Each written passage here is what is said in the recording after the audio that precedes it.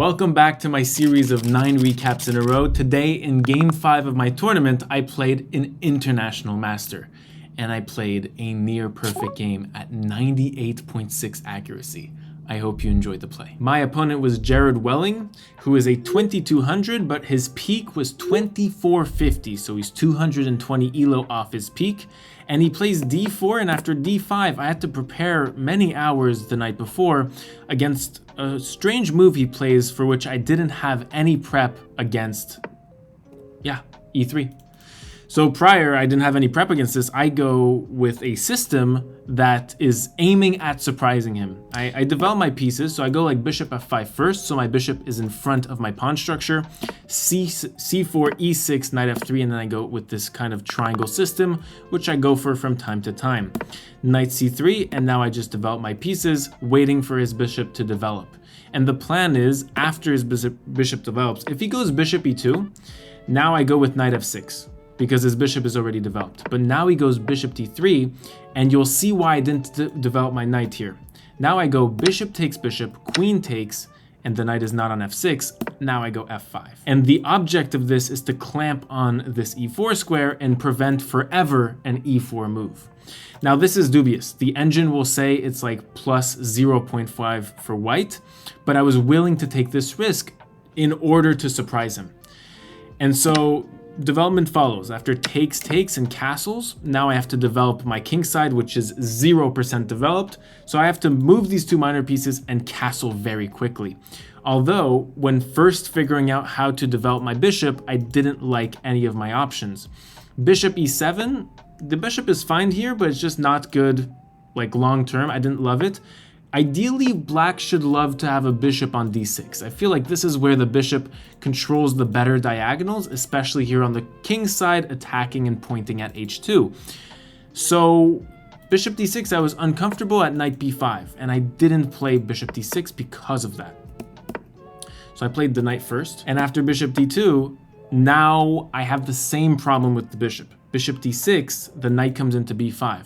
So I play this move a6 here, and I want to put my bishop on d6 and get this going, but it's a bit slow. The engine doesn't love this. I was prepared to meet this very nice move with queen b6 here, and after knight a4, queen d6, which looks a bit dubious, and is, says the computer, but I was ready to play this actually with my full force.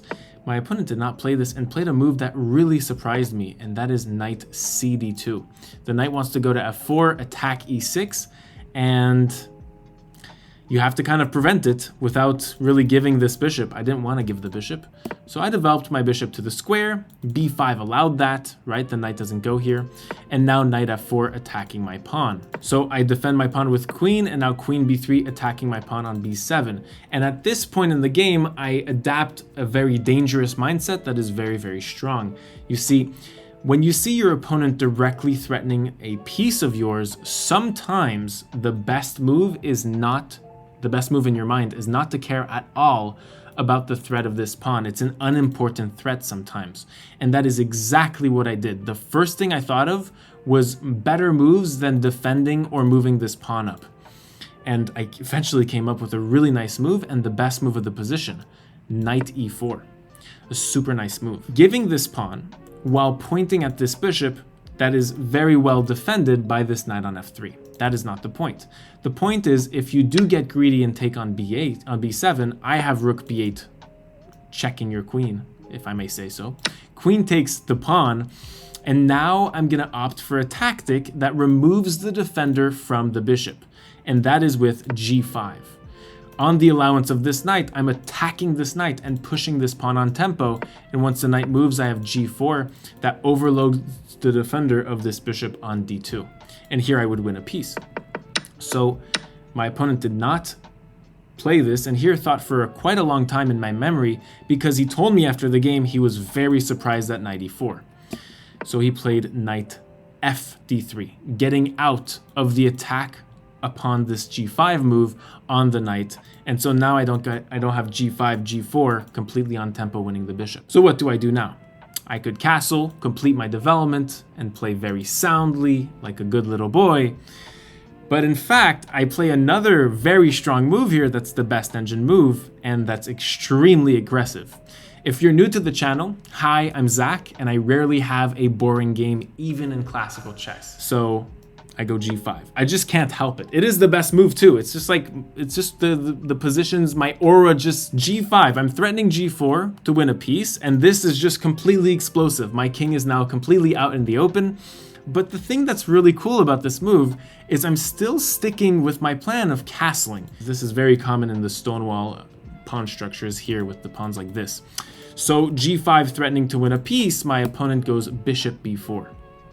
Again, surprised by g5.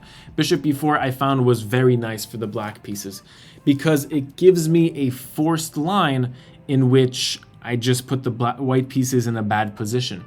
So after a move like bishop takes b4, which is the first move you calculate, you quickly realize that after knight takes b4, this loses on the spot to g4, attacking the knight, and once the knight moves, let's say knight e5, we would trade. This is unimportant, but most likely I get knight d2 here.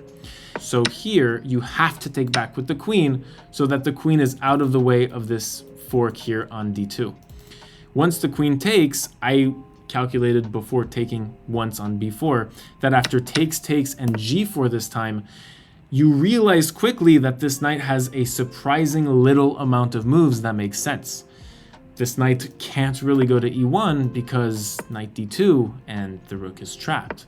Knight d2 gives a knight, and so does knight g5 giving a knight. Knight h4 and the knight is completely trapped. I mean, all I have to do is attack this knight, maybe with a king thrust. I'm just kidding. For this knight to get back into play, white would need 3 full moves. So the real only rational move is knight e5, which is pretty much forced. So now I trade this knight off, create a weakness, and I find myself super happy that I have not castled yet. The king in the center of the board in this endgame is a plus for black. Unlike this king for the white pieces that is far from the center of the board where everything is happening, my king is super close to the c file, which is going to prove very, very nice for black if I can double rooks quickly and invade, infiltrate on the white position. Also, I've doubled these pawns ahead of this endgame, which can create some weaknesses, maybe e5 in the deep future. So I go with rook ac8. I have first dibs on the file. It's like an ideal endgame for the black pieces. Small edge for black. Rook fc1, and now I go king d7. Very strong move. This is some endgame, like, good knowledge. One could castle and defend the rook, but the king would just be too far to concretize any action. This I would call a small unbalance in the position, as my king is in the center of the board, already helping my rooks double and infiltrate. King f1, and now I go for this really nice idea, knight c5, which I thought of. You see, I have a problem here. Every time I want to double rooks to put pressure on the file, there's a rook check, and now white has the file, so I can't do anything about that. So I found a way to actually go knight c5, mask, if you will, the file, and then go in hiding rook c7, rook c8, and then reveal my doubled rooks with another knight move. I was particularly proud of this plan. King e2, rook c7. The engine says this is inaccurate. Better is a5, knight d3, and trading off knights, which is super counterintuitive because to win this endgame, you most likely want to end up in a knight endgame because loose pawns in a knight endgame are very decisive, and a pawn up is more likely to be winning in a knight endgame than in a rook endgame. So a5 here, this is very counterintuitive. Just going into a rook endgame, the engine sees a small edge after rook c6, and after takes, I have a file open and I can go c5, c4. Hard to find, actually, very hard and counterintuitive to find because it goes against a lot of opening endgame theory, rather. So I go with rook c7, trying to double rooks quickly, rook c2, and now rook c8. Rook c1, and now I get that a5 in, the knight goes to d3, and now we trade knights, we trade rooks, and we trade knights. And rooks again. Okay, now we get to a king endgame. This is a great move because it's the only move that doesn't lose. Game review is so weird. Why did they put a great move on this? No shot. So now I was really happy about this king endgame once again because my king is first to the party. This king is not fighting for anything except for the d4 square, but I'll get an upper hand in this endgame. So I go king c6 and then king b5. And my king is, the higher your king is up on the board compared to the enemy king, the better it is for you. Unless the opponent has like a passed pawn on the h file. So f3 is played, kind of forcing me to take. So I take, I oblige. And then I go for b6, a kind of a waiting move. My opponent goes with h4, trying to get rid of all the tempy moves. But I do not respond to h5, a very good decision. You see, later on in this endgame, when we both have less and less moves, the move h5 can completely prevent white from having any other tempi ever. And on the flip side of not playing h5, when white spares their last move and plays h5 themselves, then I can go h6 myself and cut white from all their tempo moves, which forces white into a bad move in a zugzwang situation. So I go king b4. King b4, and it's looking like a side opposition, which is pretty rare in chess, especially in king endgames, well, in king endgames in general. f4 is played, and now I go with a4. It's a very interesting endgame. The thing that I had in my head when going into this endgame, going into the queen trade originally, going into the 2 rooks and knight trade, is that it's a 2-result game. Here, black essentially cannot lose, and if white makes a mistake, black wins. And playing with these 2-result games is really, really nice when you have the black pieces, A, and when you have 200 points less than your opponent, B. So king d3 is played at this moment, and now I go for king c5. If a3, king b3, and if b3, I take this pawn, and if h5, I just mask with h6, right? So we're already seeing white with less and less moves. King c5, and now king c3. And now I'm playing b5 to take space with b4, and after a3, I'm winning this game. Or so I thought. At the time, I genuinely thought I was winning because of this really nice idea. b5. b4 is so nice, it will make you believe you're winning the game. After a takes b4, king b5, white is out of moves. h5, and I'm going to cut you off right at your resource right there. And now the king has to move or the pawn moves. If the pawn moves, I create a pass pawn and I win pretty much on the spot. And then I just pick these up and it's over. So this is not possible. And if the king moves, I take and I'm going king b3. Little did I know, my opponent can just go king d3, which I was very surprised by. And I realized it after I played the move. But this is the best move if you're trying to win. So it's no harm has been done. So now I continue on with b3. And after king c3, we get a quick draw, right? We just repeat moves and we agree to a draw. Now what's really interesting is after the game. Right after the game, while we're still on the board, my opponent says to me, "You were completely winning." My heart drops. He says, after king d3, and he's playing it to me on the board because the endgame has just finished, he just replaces the pieces. He says, after king d3, you have h5, and I have no more moves. So he says like king c2, and I would just like take and go king c4, and I'm winning, right? Because I have opposition. And he goes king d2, same thing here. You go d4, and then you infiltrate and win this pawn. And he says to me, my heart was beating out of my chest. I'm completely lost here. And he says after a takes, king takes. And now white will surely lose after something like this. And then a3, and this will win the game because black will eventually get to this pawn. If not by the means of d4, then just winning it naturally. And so I left the game and didn't check the game for 3 hours after this game during that day. And finally, when I got back home and checked the game, because it was a double round game day, I realized that h5 is still a draw. It is very fighting, though. This is the best chance at winning, and probably maybe I would have won if my opponent believed I was winning.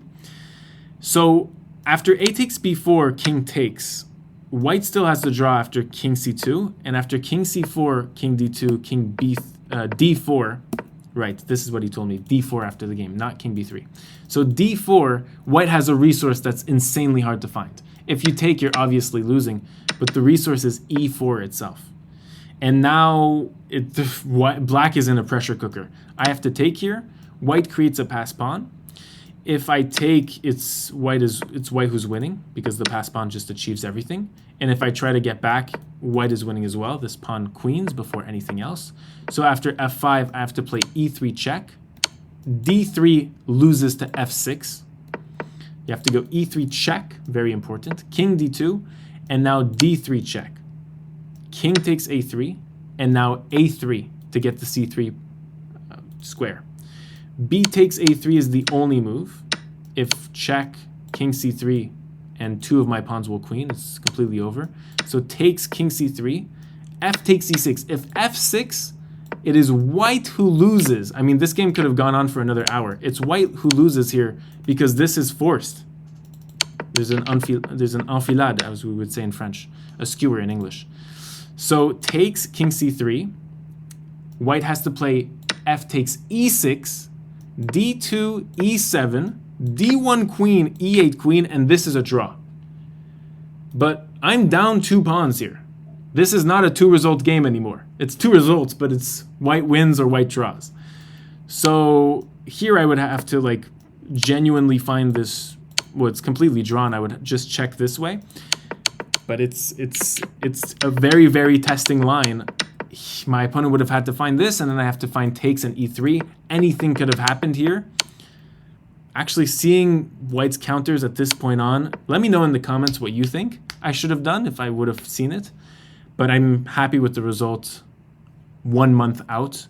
I think I played a sensational game, and I think that in the future people will prep against maybe the line that I played here, but it's irrelevant. Like, I played a bad line and drew. Like, it's really nice with the black pieces against an IM. So thank you so much for watching. I hope that was a good in-depth analysis. Round 6 coming tomorrow. We have game recaps 1 per day, 12 p.m. CET for you. I hope you enjoy these and see you tomorrow in round number 6.